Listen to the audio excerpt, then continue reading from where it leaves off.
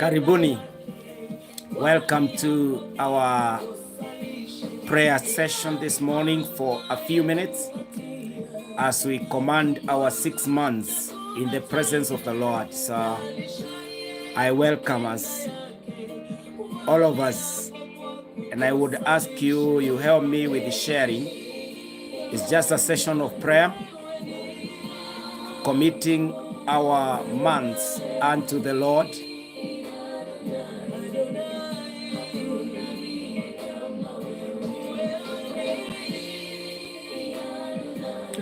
So I'm welcoming us to our live stream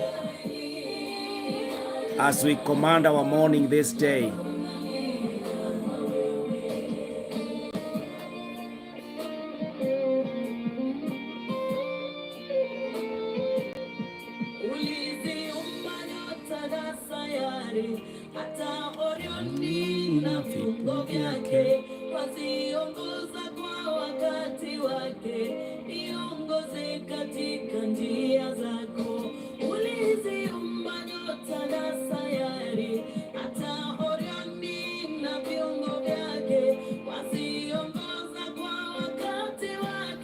Help me to share.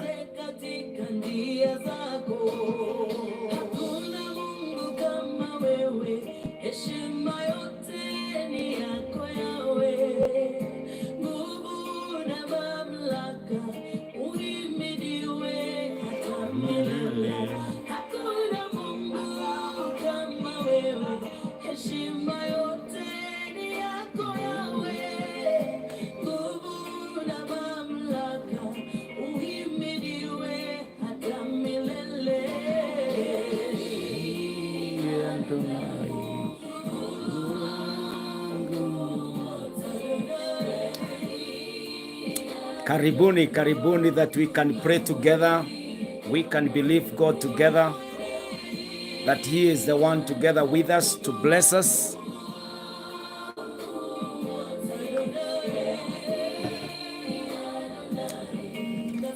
We can pray, we can pray, we can pray this morning. And so I take this chance to welcome each one of us to today's prayer session. It will be a brief session of prayer of around 30 minutes this morning, believing God and trusting God for greatness, for the favor that we anticipate by the grace of God. And so I ask us that you may help me to share this live stream this morning. We are just beginning. We begin our fasting on 6th. That was last Sunday. And now we are on this day, almost the 3rd day of our prayer and fasting. And we are believing God for greatness, for a powerful, a more blessed season in the month of July. We are also believing God for a great August, September, October, November, and December. And it is simple. How do we get to that? It is by prayer. The Bible tells us to ask, it will be given to us. To seek, we will find. To knock, and the door will be opened for us. And so, friends, verse 8 of Matthew 7 says, for those who ask, they are given. Those who knock, the door is opened.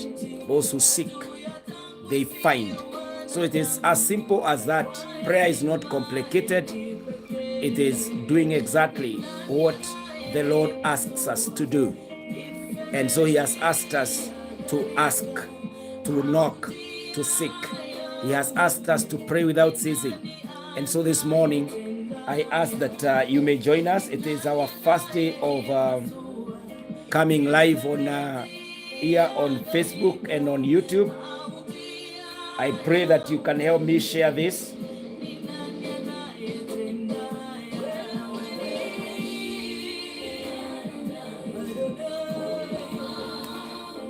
I'm opening my Bible.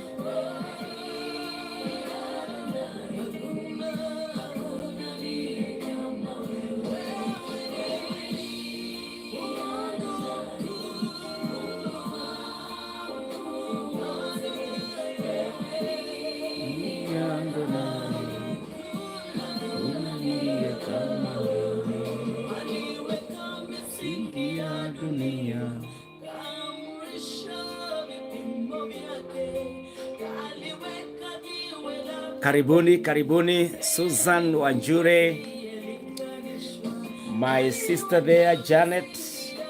Welcome, welcome. Help me to share this prayer session that we may pray together, all by the grace of God.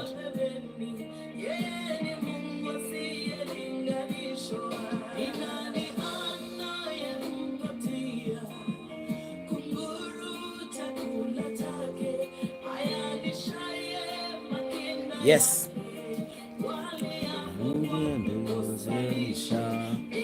Karibuni, karibuni sana. We may not be able to do so much, but we can do this one thing. We can pray. And the Lord has not asked us to do anything more. He is the one who meets our prayer. So our work is to pray. Remember, I was here with us in January for the journey of 40 days, praying over the whole year of 2025. So far, we have seen the hand of the Lord, and this is how we have arrived to this place. We have seen God answer prayers. We have seen the Lord do mighty and gracious things. Some of us have been through a lot. I believe tumepitia mengi na kumekuwa na mengi inaendelea. But regardless of them all, the Lord has been faithful. He has kept you, he has kept me, and he has been a blessing. There has been manifestations of Jehovah Almighty. And so this morning, as we have marked half of the year, already 6 months are gone. January, February, March, April, May, and June. Now we are on July, blessed by the gracious Jehovah Almighty. And so I want to challenge us. If the Lord has been faithful over the past 6 months, why would you believe that you cannot make it in July? Why would you not have a plan about the next half? What happens to the resolutions that you said in November, I want to be this. By December, I want to look back and celebrate this. We cannot abort the year at this point. We only have one option, and the very encouraging option, to go with the Lord, to make every step with him who holds the end from the beginning, who knows every detail between here and the end of the year, and even lifetime that we are going to be under the sun. And so, my sister, my brother, I want to encourage you, regardless of how pressed, how beaten up, how ugly you feel your life looks, how hopeless you stand today, I want to encourage you and tell you that a step of prayer will make all the difference. And I also want to let you know that you are not outside the scope of God. God is with you, God is with us, and God will bring to pass whatever he said he will bring to pass. It doesn't take years for God to do many things in your lives or something in your life. No, It takes only God. God can be able to do what he could have done 10 years ago. He can do it within a day.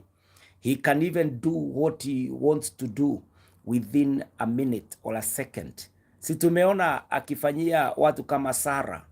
They were barren, they were old, their bodies could not be active to carry pregnancy.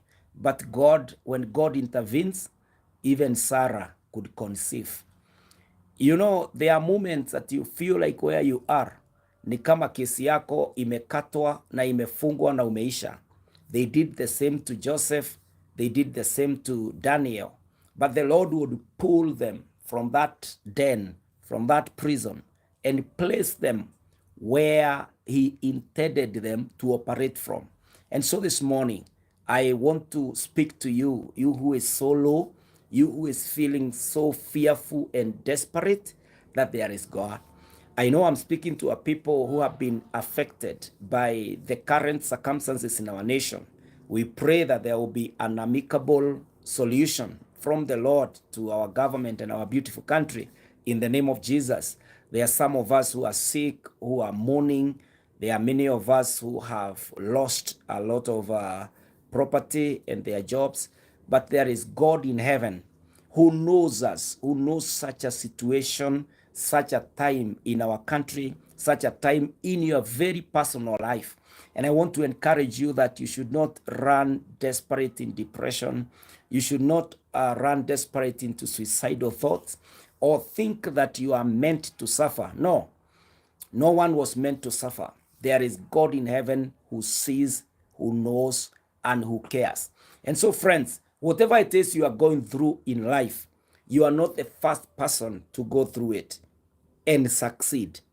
Because many in the scriptures, many people in the scriptures have gone through tough times. Can you imagine Joseph, 13 years of suffering? Amekataliwa na familia yake, amekataliwa na ndugu zake, wamemuuza kama mtumwa.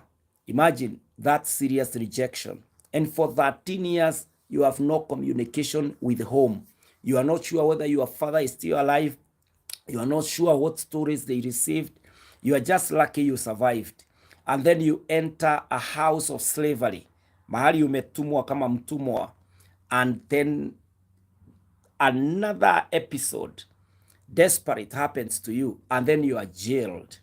I'm telling you, if it was some of us, we could have given up. If already now, maybe what we are going through, we are giving up. But I want to encourage us because Joseph pulled through. People like Daniel, they could go through the den of lion.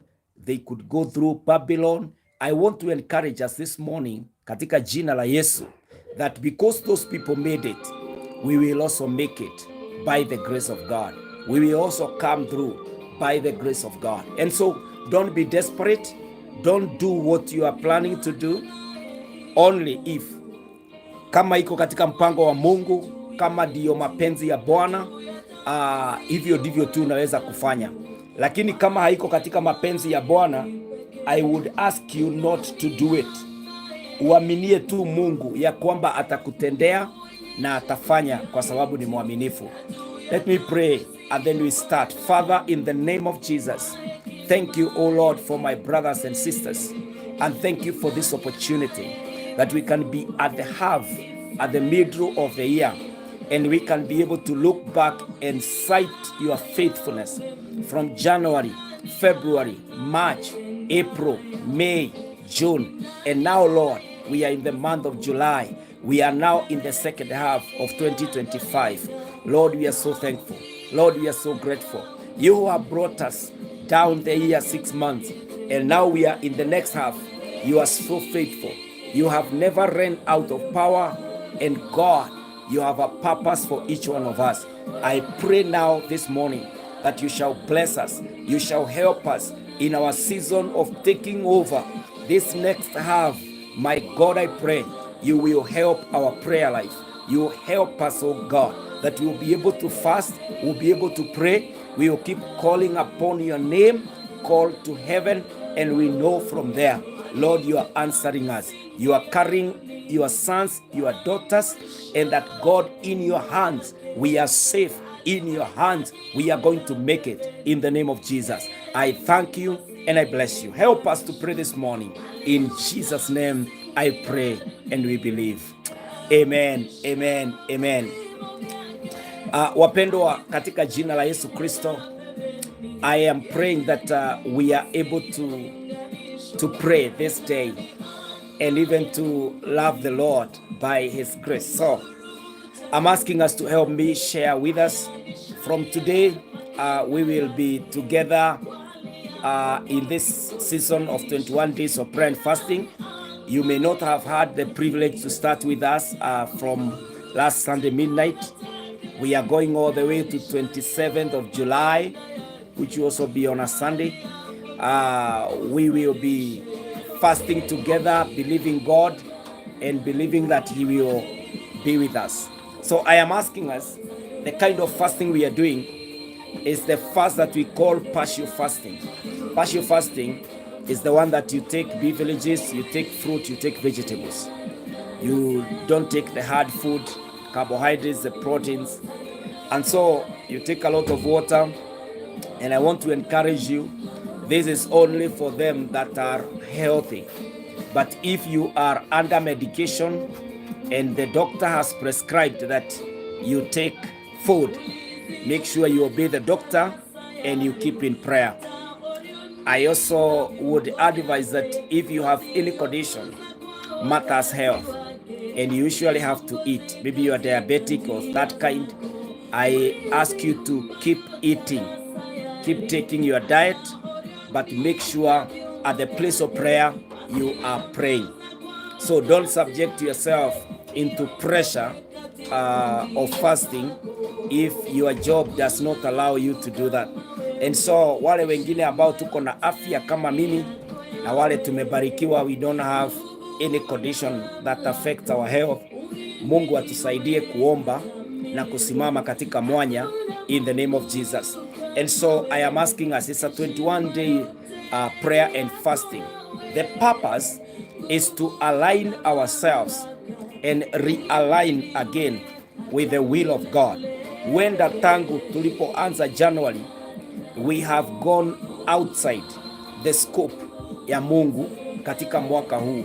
We are coming back by prayer. We are re-looking into our lives and we are realigning with the will of God. Some of us didn't have an opportunity even to align with the Lord. And so we are now aligning. Umeona ya kwamba vile kinaendelea, huenda hautaweza kufikia yale ambayo yalikuwa makusudio ya mwaka wa 2025. And so this prayer is about realigning and aligning. We are realigning. If we went off the track, we are coming back. And we are also aligning if already we were not on the line. And so we are asking the Lord to help us and to see us through so that we are capable, we are able to know the will of God, to plan in the will of God, and also to live in the will of God. Na kwa hivyo wapendwa, langu tu ni kuwa encourage as we journey together. Mimi kama mchungaji sio ati nimefika anywhere. Hapana, hata nyinyi munani encourage ili tuende pamoja na ili tukaweze kuomba pamoja by the grace of God. And so the Bible says this in 1 Thessalonians chapter 5 verse 16 to 18. Bible says, rejoice always, pray continually, give thanks in all circumstances, for this is God's will for you in Christ Jesus. Rejoice always, pray continually, give thanks in all circumstances, for this is God's will for you in Christ Jesus. So friends, rejoice always is the will of God for our lives. And you know, joy is something that has been threatened or even has become so scarce. It is not there in our lives. You are looking to your right, to your left, and there is nothing that you are proud about. Maybe in the year you are looking how frustrated you are and you are feeling like, is this what 2025 contained for you, for me, for the year, for the world? You know, there are desperate situations that are happening in the world with Russia invading Ukraine, Israel hitting Iran, having all these Gaza deaths and whatever, the Somalia, the Congo, and now even here in Kenya. You are looking at all the skirmishes that are happening, and every day you are not sure how it will be closing.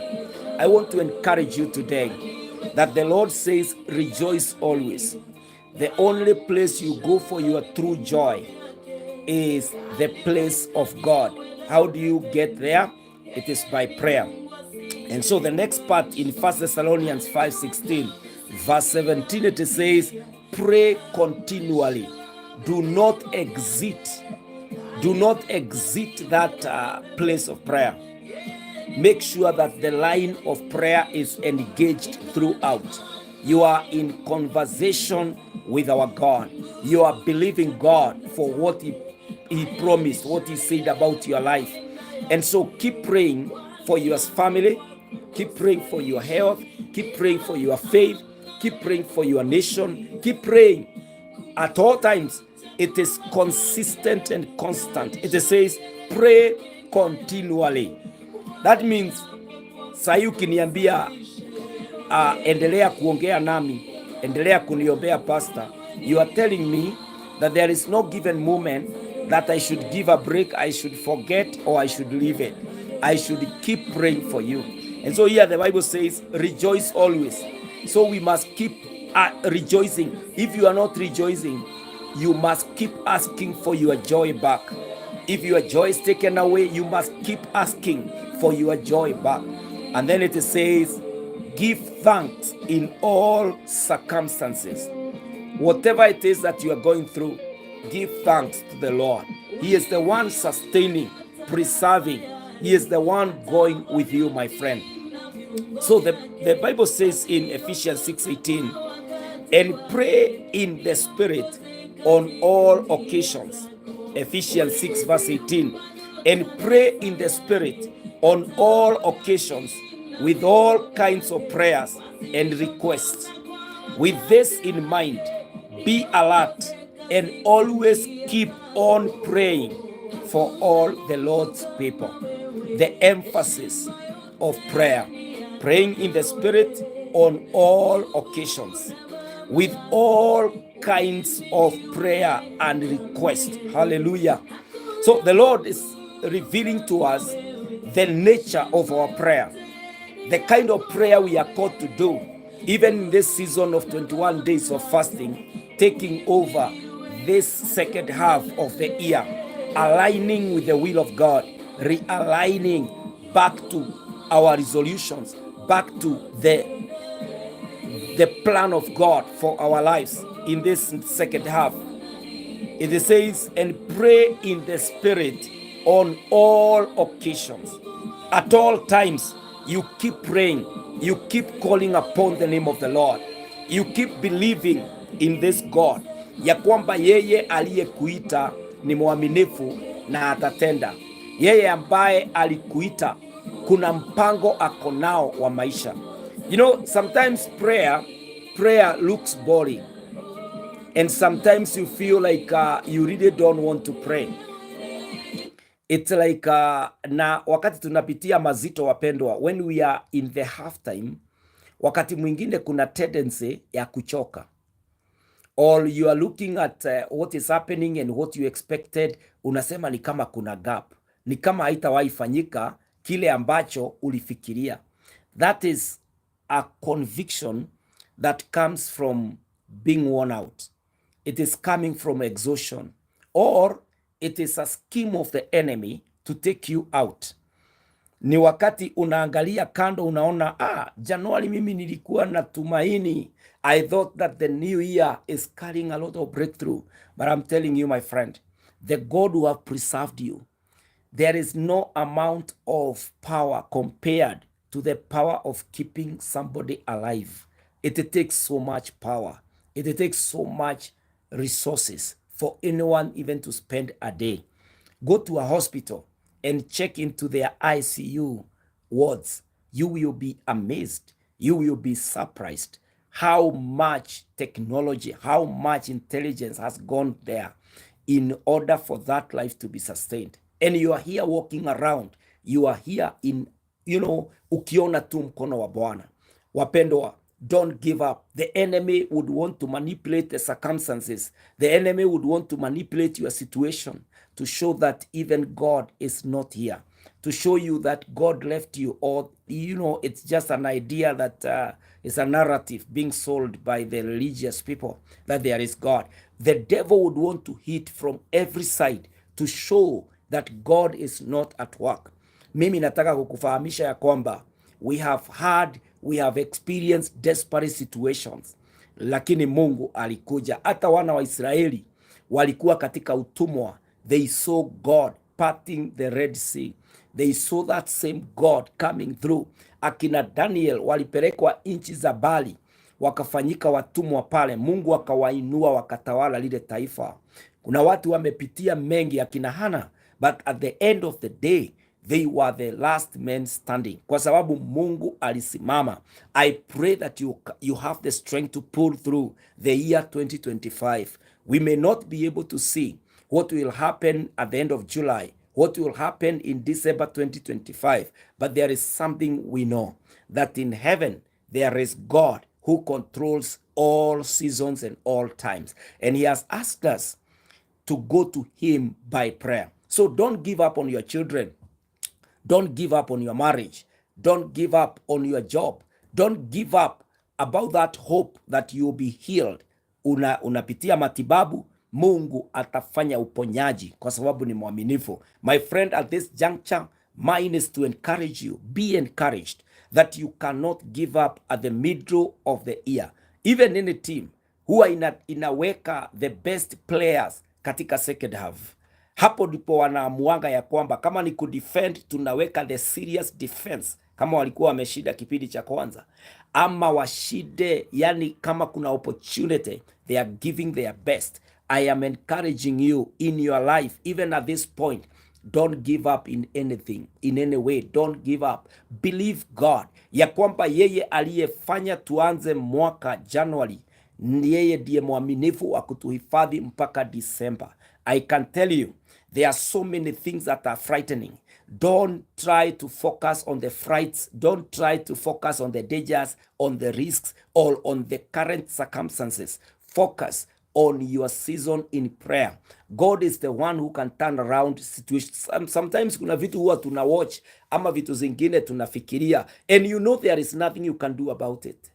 Why would you waste your time? Why would you take all your precious time to think about something you may not do anything about, while you could have done something constructive?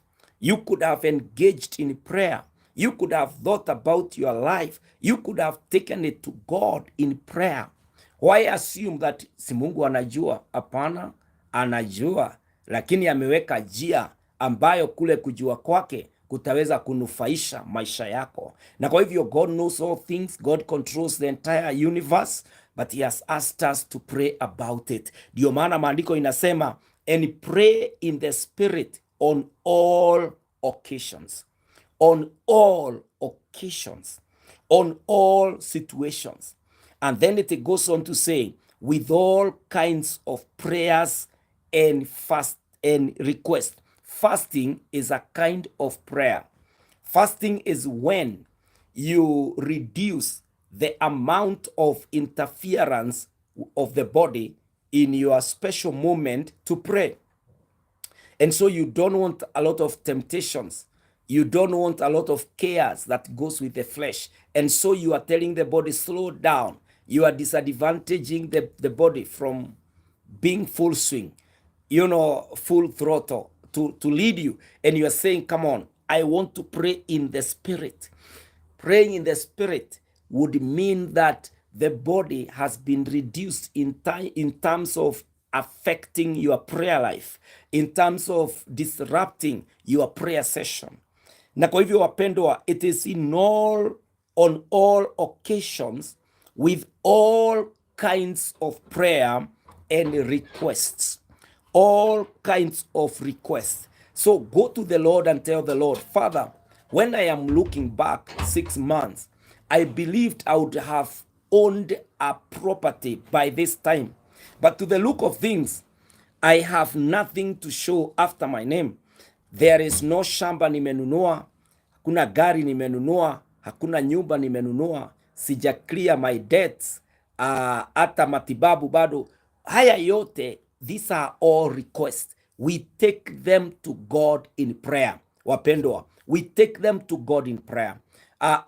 Usihangaishwe na usione kama haitawezekana. Hapana, kuna Mungu mbinguni na huyu Mungu anakufahamu, anakupenda na atakutendea, kwa sababu ni mwaminifu wa kuaminika. And so this morning I want to encourage you that the scripture says in Colossians 4 verse 2, devote yourselves to prayer, being watchful and thankful.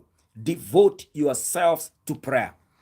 It is about deliberate, it's about intentional. You purpose that you are going to pray. Na ndio maana tuko na this 21 days of prayer and fasting. It becomes deliberate. It becomes a serious devotion to prayer. Fast comes to help us.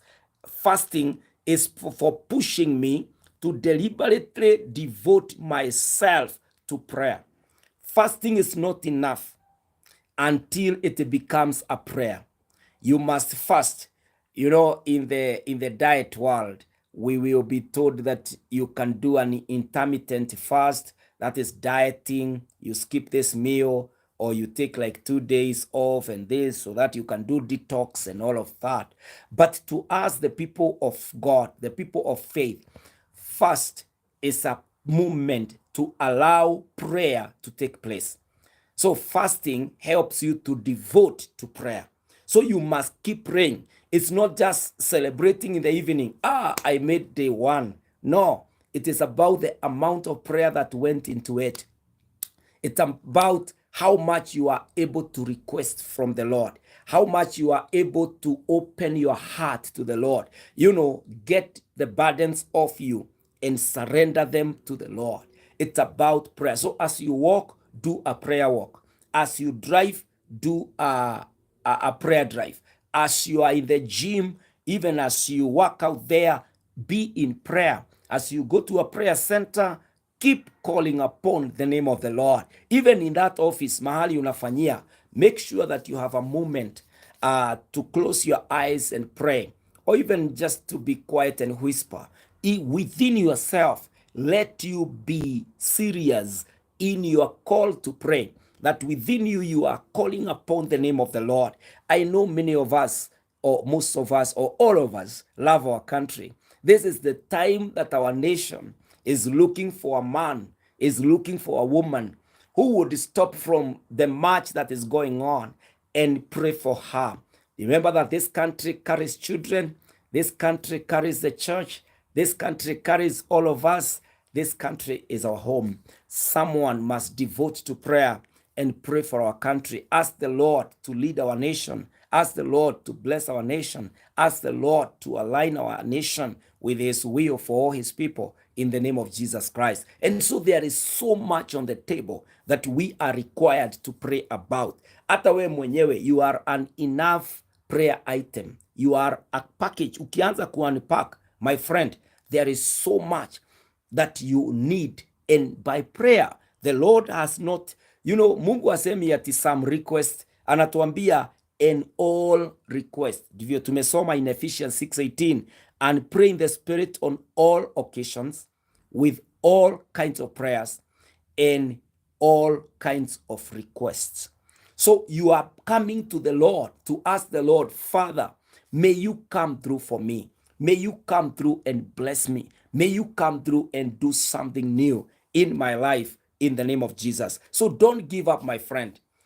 Keep doing what you can. Keep praying. Keep calling upon the name of the Lord. Naye Mungu atatenda kile alivyoahidi kutenda. Our Lord will do it. So devote yourself to prayer, being watchful and thankful. Being watchful. Watching means that you are alert in the spirit, Even in the physical, you can be able to interpret what is going on. And so you are thankful that the Lord has done what he has done for you, for me, in the past 6 months, and what he will do. And so being watchful, when you watch, when a watchman, when the security guard is out there, maybe on that tower, watching the city or watching the premise, the property that he is guarding, there is something that they do as they watch. They take action. If they sense or if they find something that is a threat to the property, then they are able to respond. The same in the spirit. When the Bible says, devote yourselves to prayer, being watchful and thankful, is that you can be able to see the situation and the circumstance. And now you are telling the Lord, Father, this is an occasion that is not our best experience. Lord God Almighty, have mercy upon us, have mercy upon me. Na unaomba. Wakati mwingine hata hufai kuambiwa kutumiwa prayer item na watu na wewe unajua waligojeka, wanapitia magumu. When you are watching, take that item to the Lord in prayer. They may not reward you, but God who saw your heart of carrying others' burden will reward you, my friend and my brother. And so this is the time to devote ourselves to prayer, to commit July to the Lord, August to the Lord, September, October, November, and December. So we are taking over. We are recharging that we will be able to make it in the 6 months ambazo Bwana ametupatia. We are halfway, na ndio maana tuko kwa the 21 days of prayer and fasting, calling upon the name of the Lord, telling the Lord you have come this far with his precious power and his presence with us. He has helped us make it to this point. And so he will help us to make it to December 31st and land into a new calendar in 2026. Na kwa hivyo wapendwa, naomba asubuhi jema that the Lord will help you, the Lord will help me to pray and to look up to him. In Romans 12:12, the Bible says, be joyful in hope, patient in affliction, faithful in prayer. Be joyful in hope, patient in affliction, and faithful in prayer. Romans 12:12. Wapendwa, are you faithful in prayer? Are you faithful in prayer? Be faithful at the place of prayer. Allow God to come through in your life. Tell the Lord, Father, in these 21 days of fasting and prayer. Utaanzia tu hapa. Unaweza amua utamalizia na sisi pale 27th, ama unaweza ongeza zile ambazo pengine zimekupita. Because Monday we were fasting, yesterday we were fasting, and now the third day. And so I'm asking you, make it deliberate. You love your life, you love your family, you love your country, you love to see peace everywhere, you love to see prosperity around. You can pray about it. These are all areas that will trigger us to run to our God, to go and press that button of prayer and tell the Lord, let there be peace reigning in my area of life, peace reigning in my village, peace reigning in my city, peace reigning in my country. You go there and you are saying, Lord, good health is what I come for in the name of Jesus. Na Mungu atakusaidia, Mungu atasikia maombi yako kwa sababu ni mwaminifu. Our Father and our God, in the name of Jesus, we pray, oh God, together with your servants here online, that my Father, you will help us to pray deliberately. You will help us to devote ourselves into prayer, being watchful and thankful in the name of Jehovah God. Father, you have asked us to be faithful in prayer, to pray continually, to pray in all occasions with all kinds of prayer and requests. My God, I pray this morning that, Father, you are establishing us on a path of prayer. Anyone who have joined us for the first time and heard about this fasting season, I pray that you shall push them to make this decision that is the wise decision, to be at the place of God, at the presence, with the presence and in the presence of God. My Father and my God, I pray that as we go on in our fasting this third day, my Father, and even them that are starting the fast day today, or they are making a decision for a time to start this fasting, I pray, oh God, that you shall be found of us. Your face shall shine upon us. Your righteous right hand will uphold us and favor us in the name of Jesus. Father Lord, Father Almighty, may you meet with your sons and daughters as they pray. May you hear our call, O God, as we lift our arms and our eyes unto the Lord. Father God, our help comes from you. Almighty Redeemer, Almighty God, help us to pray. Help us, my God, to wait upon you. Help us to look up to your God in the name of Jehovah God. Kuna wapendwa wanapitia mapito magumu. Kuna wapendwa ambao wamefinyiliwa na nguvu za giza, wamefinyiliwa na maisha, hawana kazi, wengine ni wagonjwa, ndoa zimekuwa ngumu. Baba wa mbinguni, usikiae maombi, naombea wapendwa katika kila hali, in all occasions, in all circumstances, my God and my Father, na waombea ya kwamba watapatana na Mungu anayewapenda, ya kwamba utajibu maombi yao, na kile ulikusudia in the year 2025, my God and my Jehovah, you are going to bring it to pass in the name of Jehovah God. Baba wa mbinguni, wapendwa hawa, kuna milango mingi wamebisha na mingine haijafunguka. Kuna wengine hata hawajawahi pata their response back after dropping their CVs. My God, I pray that Father, you are doing a new thing in their lives, oh God. Baba wa mbinguni, tembelea wapendwa. Mungu wetu, sikia maombi yetu. Mwaka wa 2025 kuna ufunuo ulitupatia kila mmoja wetu. Naomba Bwana utatuweka katika ile njia ya kuona ukikamilisha, kwa sababu wewe ni mwaminifu. Baba wa mbinguni, wale wanapitia vita, you are the mighty man of war. Fight for them and grant them the victory in the name of Jehovah God. Wale ambao Bwana wanasherehekea ushindi ambao wameuona, let it be permanent, let it be their joy completed by the Lord in the name of Jehovah God. Baba wa mbinguni, naomba hata kwa sababu ya watoto wetu shuleni, uwajalie, uwaneemeshe. Naombea biashara, naombea ofisi zote, naombea taifa letu, naombea kanisa. Baba wa mbinguni, neema yako ikatufikie in this last half of 2025. May we identify with victory. May we identify with the supply from the Lord. May we identify with the beautiful things from our loving Father. Change the situations that your people are going through. My God, I pray that even in our nation, take over and have your way, my God, my Redeemer and my Jesus. I pray that you can bless us. I pray that you can be with us, oh God, that your righteous right hand is upon us, oh God, that Almighty Redeemer, Almighty Jesus, something greater, something better, something precious is happening in our country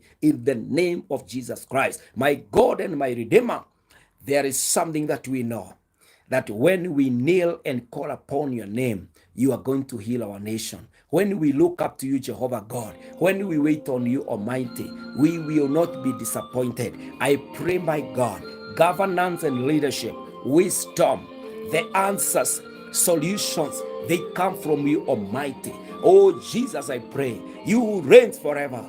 Bless this our land and our nation in the name of Jehovah God. Bless the church, bless the men and the women, the children of God in the name of Jehovah God. Bless Almighty Lord, Almighty Redeemer, our lives because you love us, Almighty. Baba wa mbinguni, umetukuka, umeinuliwa na umeheshimika. Tunakushukuru asubuhi njema na tunakutarajia, tunakutumainia, tunakuaminia yote kwa sababu wewe ni mwaminifu. This morning, my God, we woke up early to pray. We woke up early to seek after your face. May you be found of us, O God. And I pray, O Lord, for even the blessing to fast and pray, the blessing to be in your presence, oh God, throughout this season, in the name of Jehovah God. Baba wa mbinguni, umetukuka na umeinuliwa. Ninakushukuru na ninasema ni asante. Ninajipeana kwako Bwana, ninapeana wapendwa hawa wote mbeleni yako Bwana, nikiwaombea utawabariki, utawajalia na utawaneemesha. Lord God Almighty, I thank you, I bless you, and I worship you. This is our prayer, this is our faith in this season of 21 days. Lord, hear us. Lord, come down and come through for us in the name of Jehovah God. Father, we wait on you and we call upon your name. This is our prayer in the mighty name, the name above all names, in the mighty name of Jesus Christ. We ask you, our Father, do it for us and do it for me. In Jesus' name we pray. Amen, amen, amen. Wapendwa, let us not give up in prayer. Let us be encouraged to pray. I read this scripture, the last one. It is Luke 18 verse 1. The Bible says, then Jesus told his disciples a parable to show them that they should always pray and not give up. That they should always pray and not give up. So this morning I ask you, don't give up. You have come down from January to June, now in July. Don't give up. Don't turn back. Don't feel like God has left you. No, don't give up. You can pray and you can call upon the name of the Lord. And the Lord will bless you. The Lord will be with you and his hand will keep you. Kwa hivyo Mungu akubariki mpendwa na neema ikutoshe katika jina la Yesu. Tutakuwa tunakutana hapa every morning all the way to date 27th, every morning 6 a.m. to 7 a.m. for 1 hour of prayer and commanding our day and taking over the 6 months by the grace of God. And so we are fasting. The kind of fasting we are doing is the partial fasting, whereby we are taking beverages, we are taking vegetables, and we are taking fruit. And if you have a condition from the doctor, or it's a life condition you have, and you have to do with food, please be obedient, be faithful to your prescriptions. Kula na ukunywe, lakini uombe. Wale wengine ambao tuko na afya, ama unaweza fanya siku 2, 3, 5, 10, get here. Let's pray. Let's believe God. He is coming through for us. He is coming through na atatutendea. Kwa hivyo Mungu awabariki sana. Wale ambao tuko nanyi here on Facebook, may the Lord favor you. Wale tuko nanyi hapa on YouTube, may the Lord bless you. May the Lord favor you. Thank you so much. Mungu awatie nguvu na neema itutoshe. Let me pray that prayer, a brief prayer for encouragement that we shall receive from the Lord as we fast. Lord God Almighty, encourage us. I pray that you may shield us from all the attacks of the enemy while on the mountain, diseases, accidents, even the people who could attack us as agents of darkness. My God, I pray, shield us on this mountain, hide us, preserve us on the mountain in the name of Jehovah God. Baba wa mbinguni, tubariki, tujalie na utusaidie kuomba. Give us a beautiful day today and be with us. This is our prayer. In Jesus' name we pray. Amen. Amen. Mungu awabariki, neema itutoshe na mkono wa Mungu uwe pamoja nanyi. God bless you and may the favor of God rest upon you katika jina la Yesu Kristo, kwa sababu yeye ni mwaminifu wa kuaminika. Shalom and God be with us. Amen. Amen.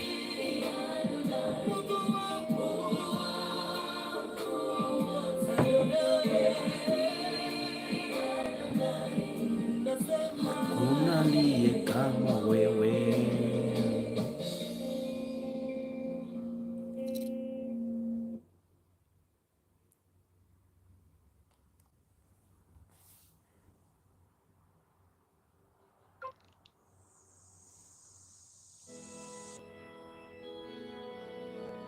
Ewe Bwana